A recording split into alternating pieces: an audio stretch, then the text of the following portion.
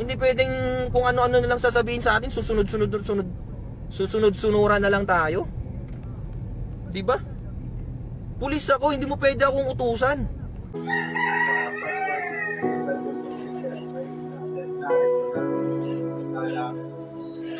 Inciting to sedition, violation section 6 of RA 1175, mission implies simpang dayang pahal.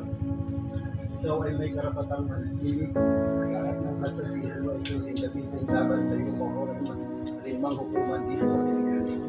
Ikaw ay may karapatang magkaroon ng mamili o pili ng sariling tagapagtanggol na kasali.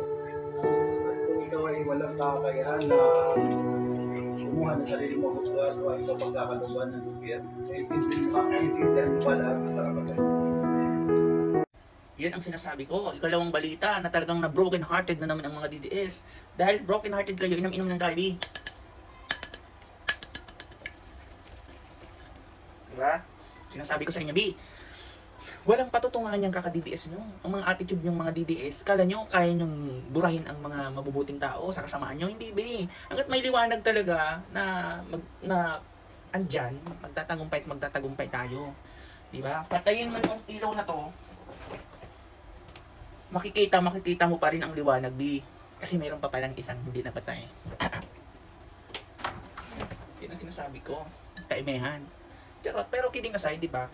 Sige lang, gawa lang tayo ng mga masasama sa kapwa, magsalita kayo ng mga bobo-bobo o ano. That's right.